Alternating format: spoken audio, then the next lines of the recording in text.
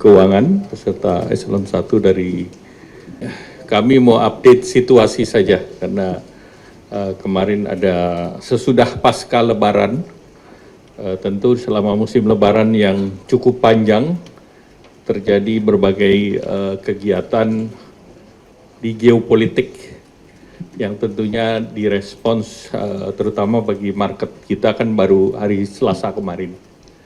Jadi kami ingin hanya menegaskan bahwa pertama potensi eskalasi yang kemarin kita belum tahu, kita lihat relatif sudah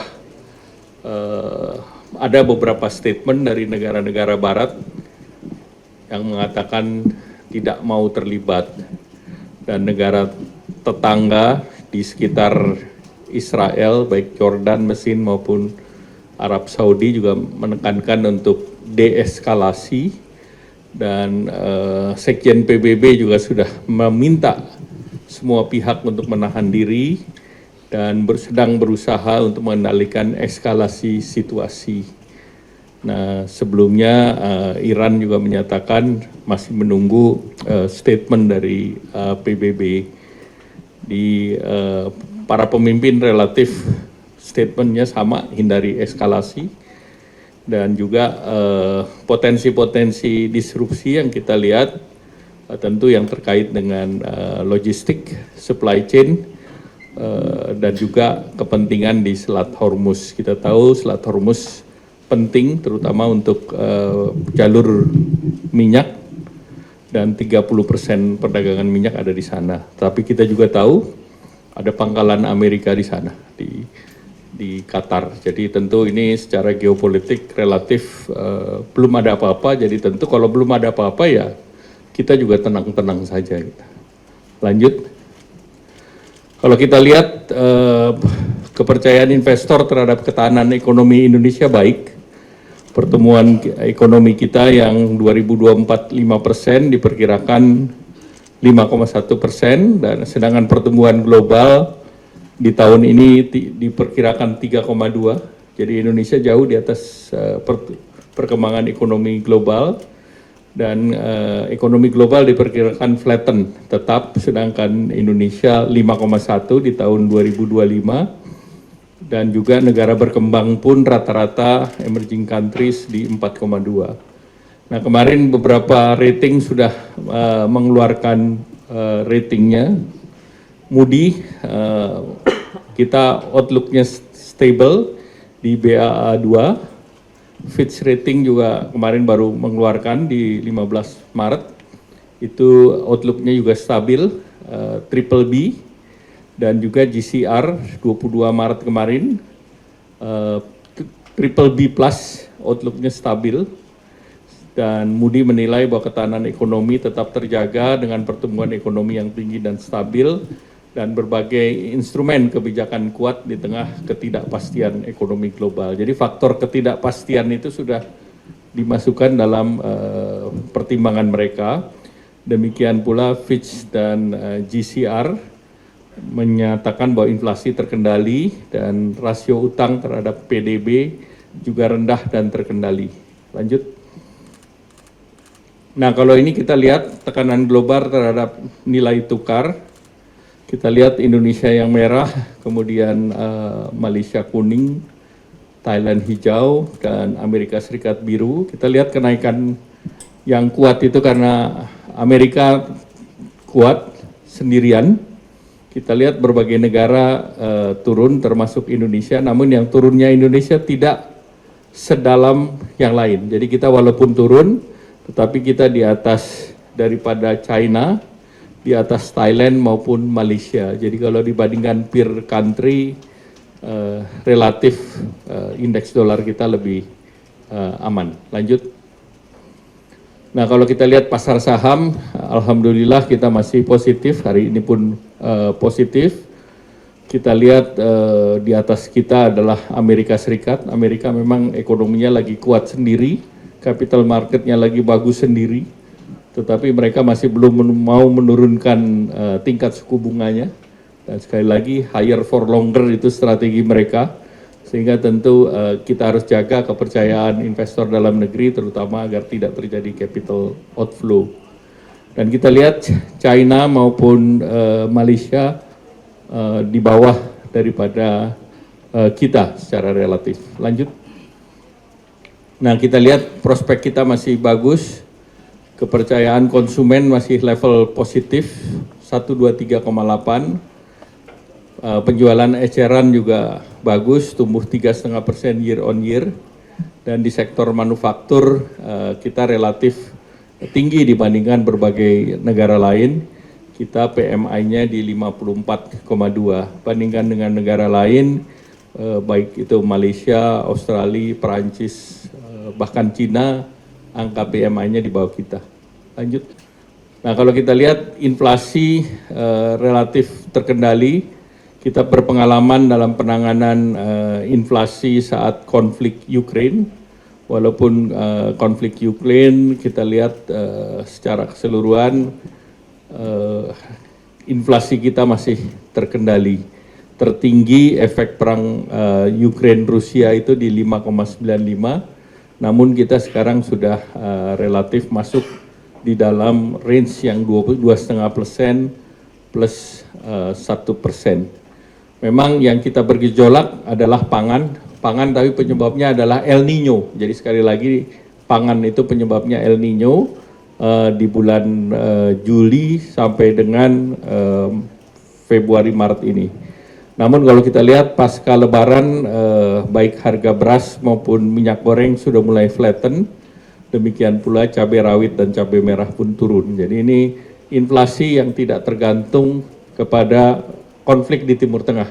Ini inflasi dari faktor dalam negeri dan pengaruh dari El Nino kemarin. Lanjut. Nah, ini kebijakan yang beberapa media akan menanyakan bagaimana kita menangani inflasi.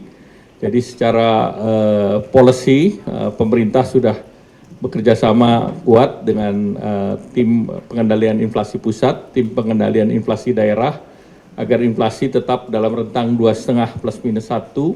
Jadi kebijakan moneter tentu yang stabilisasi nilai tukar dilakukan oleh BI dengan operasi-operasinya. Kemudian operasi moneter terhadap sekuritas rupiah. BI punya banyak instrumen. Kemudian fiskal tentu pemerintah optimalisasi APBN, APBD yang selama penanganan COVID kemarin itu juga menjadi shock absorber. Karena hit waktu Ukraine COVID itu hit yang paling tinggi dalam beberapa tahun terakhir. Harga komoditas naik, harga minyak naik, kemudian tentu inflasi terkait pangan beberapa diabsorb termasuk BBM yang walaupun kita ada penyesuaian di tahun 2022. Jadi subsidi kompensasi energi tetap diandalkan menjadi shock absorber, tidak seluruhnya di pass on ke masyarakat seperti yang kita lakukan.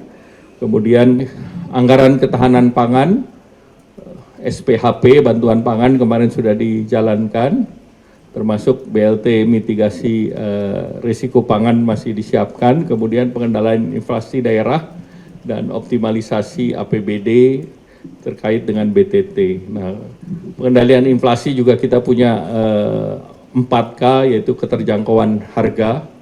Ini juga melalui SPHP, bantuan pangan, perlinsos, subsidi dan kompensasi energi. Ketersediaan pasokan itu cadangan beras pemerintah dijaga 1,2 juta ton setahun.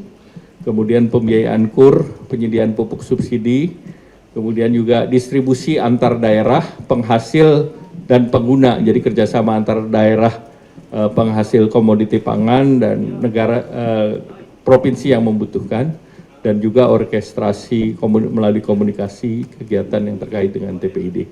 Selanjutnya kami persilakan Pak Menteri Wamen Keuangan. Menko, teman-teman media semua, saya rasa kalau data ekonomian dan itu menunjukkan secara komplit bahwa fundamental ekonomi kita baik. Namun dengan libur lebaran yang kemarin cukup panjang, sebelum dan selama libur lebaran itu memang terjadi beberapa perubahan di dunia internasional. Mungkin kalau kami quote ya, pertama inflasi Amerika diumumkan.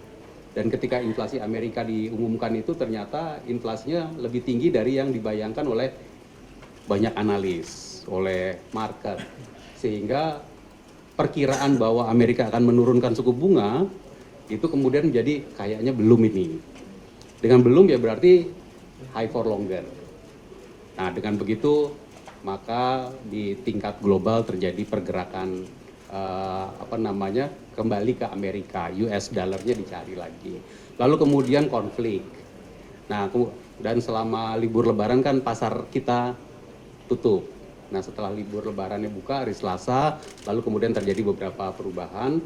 Kita melihat bahwa dalam 2 hari ini telah mereda. Tentu kita berharap tidak terjadi eskalasi konflik di global. Nah, kita akan terus mengamati situasi ini, namun fundamental kita seperti pertumbuhan, inflasi, tadi juga beberapa assessment dari lembaga rating.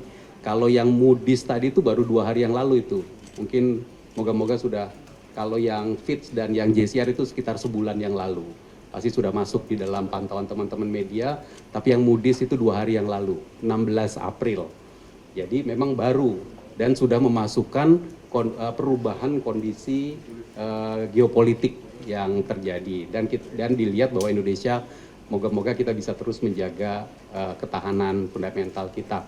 Nah, dengan demikian maka kita akan terus memantau kalau terkait dengan APBN 2024 seperti yang teman-teman media selalu pantau di dalam press conference APBN kita setiap bulan.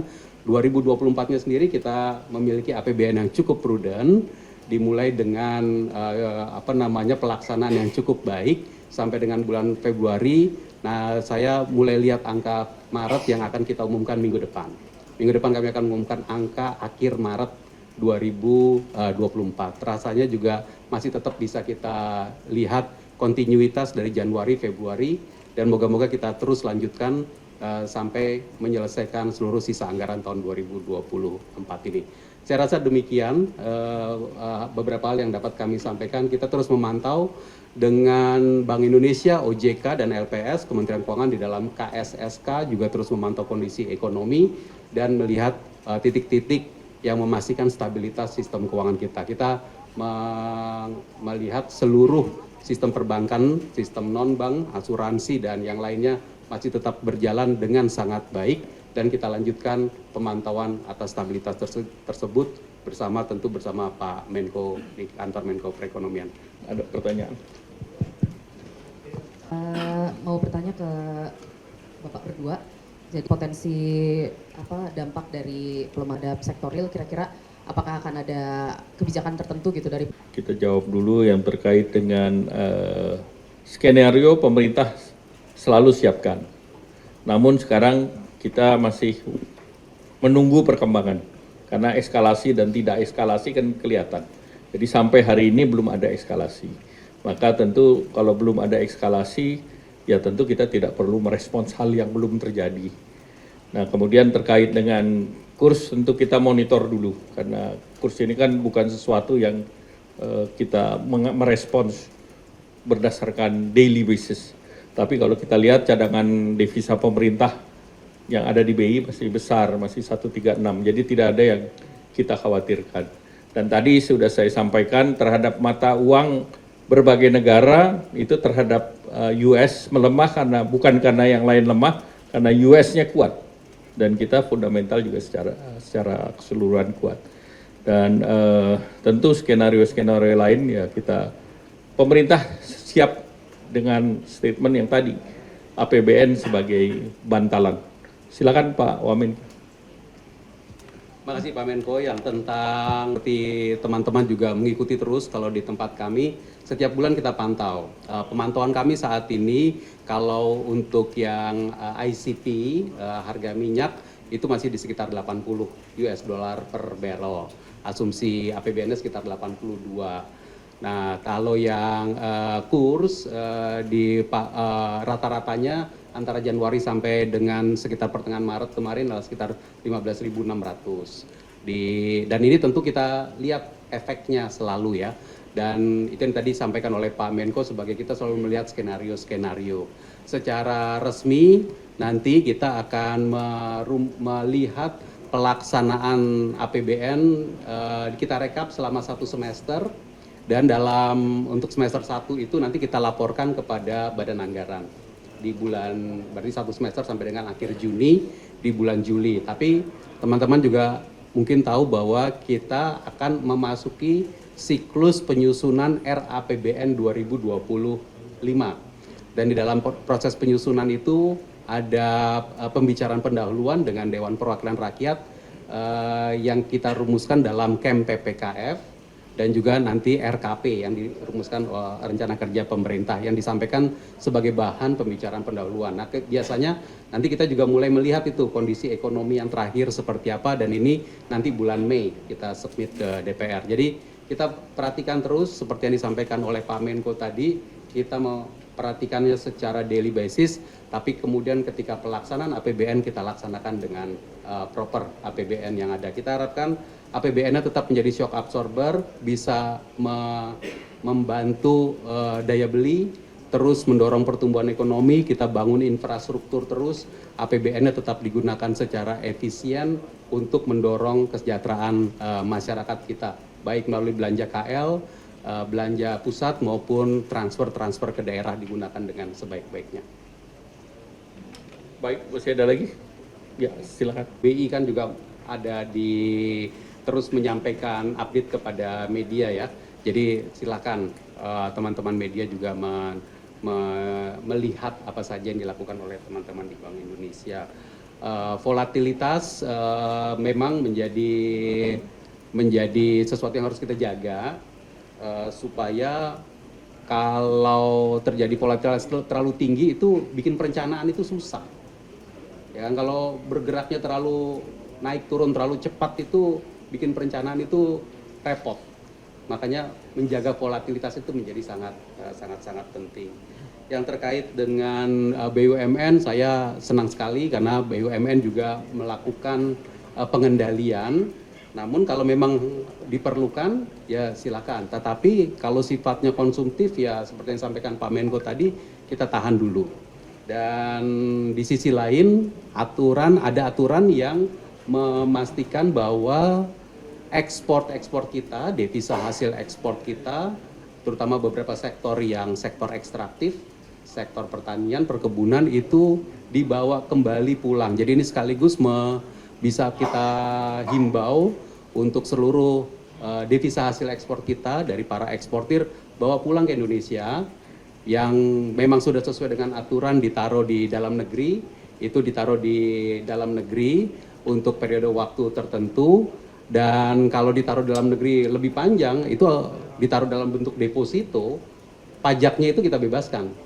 Pajak atas bunga depositonya itu